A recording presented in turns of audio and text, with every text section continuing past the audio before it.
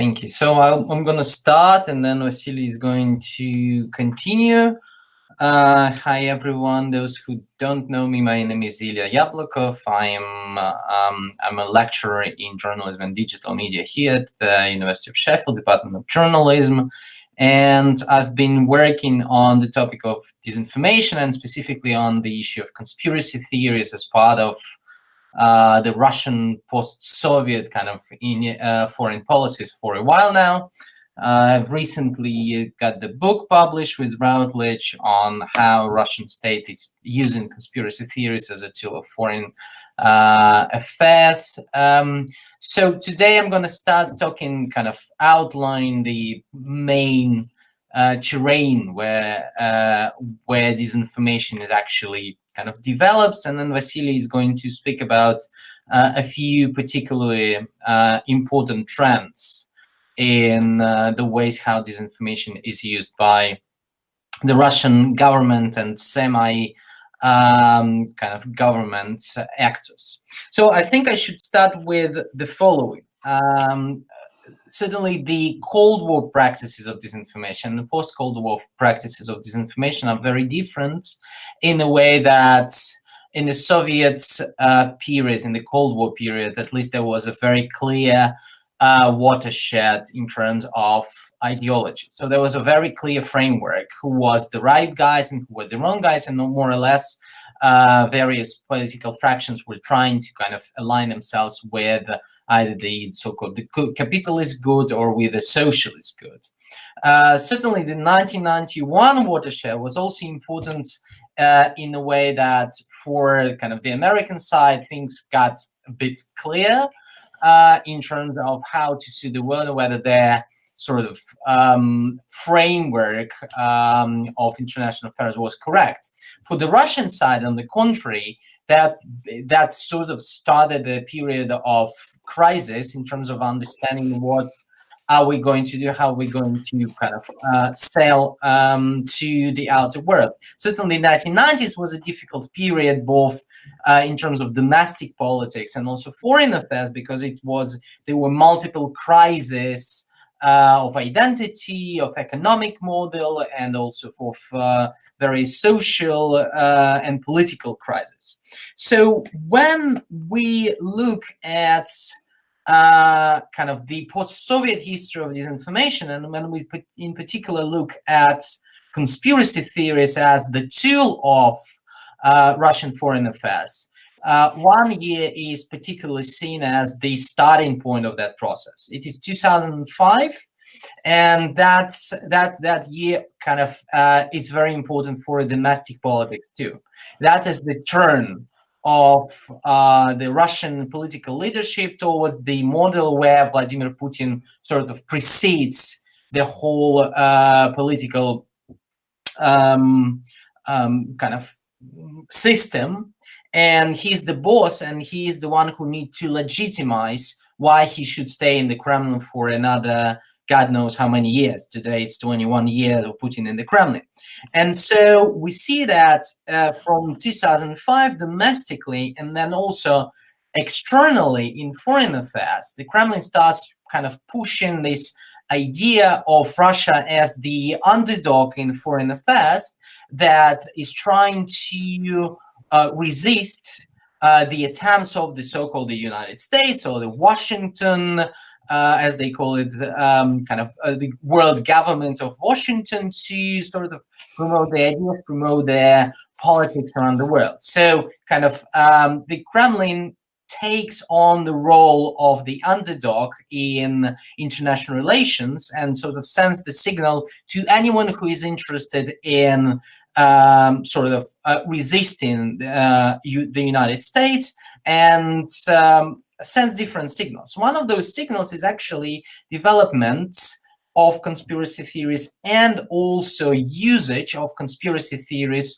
on the local levels in particular countries.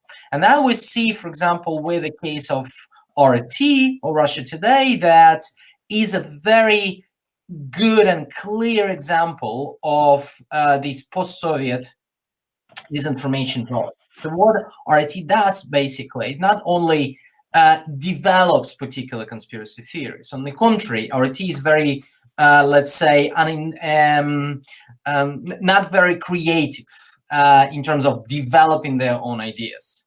Rather, they are very creative in engaging with local narratives, engaging with local suspicions, with local problems, and sort of multiplying the amount of people who are happy to support that, multiplying the amount of users online who are happy to support that, and spread these theories, spread these fears, and spread this misinformation through, let's say, TV output or indeed online output.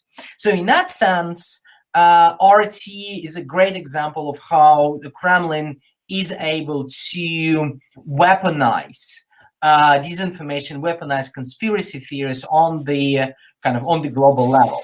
Again, from 2010, we see a very clear example of RT's launch in the United States when they sort of start taking all the local conspiracy theories, local debates, local problems and issues, and give the floor to these issues, spread these issues, increase the amount, the number of repetitions of specific conspiracy theories, specific hoaxes, just in order to sort of show that RT is also part of this new global media environment in which which was created certainly by the proliferation of online media. So for the purposes of this talk, I think I should also focus on one specific case, and that case relates to the United Kingdom in 2018, and we look at this case in our book. RT was very active in the coverage of the Skripal affair. So everyone knows, at least remembers what's been happening since March 2018 with regards to the poisoning of the former double agent Sergei Skripal by the poison Novichok. So as it turned out, we know that there were at least 2 agents that were involved in that. But what was interesting in the way how Russian foreign political line and RT were using this case of poison to spread concern, to spread mistrust using both television output and online media output. So we sort of trace this story to the very beginning, and so, for example, that RT was constantly working to be ahead of the developing agenda. So they've been covering these narrative calls in the story. Every time the British government releases something, there will be multiple speakers on RT trying to question the official line, trying to pick up very different stories, sometimes contradicting each other.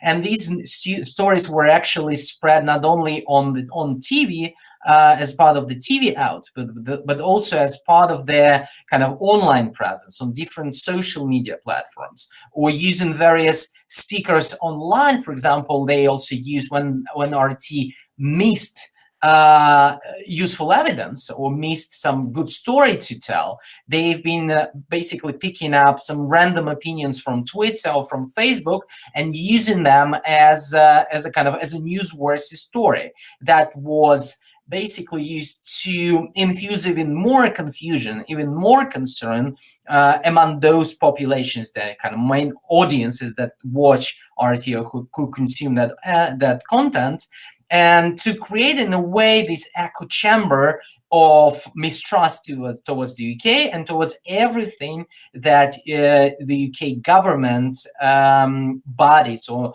government representative would say. But certainly, and this is something to conclude my very short speech, but RT is certainly not the only actor in this field of disinformation. What is also quite interesting, and what also makes it different from the Soviet period, at the moment there are multiple actors who work both on the on the level of foreign politics, on domestic politics. There are different actors, government-related, semi-government related, even private actors paid by oligarch or paid by some, media personas like Evgeny Prigozhin, who runs this famous St. Petersburg troll factory, who basically spread whatever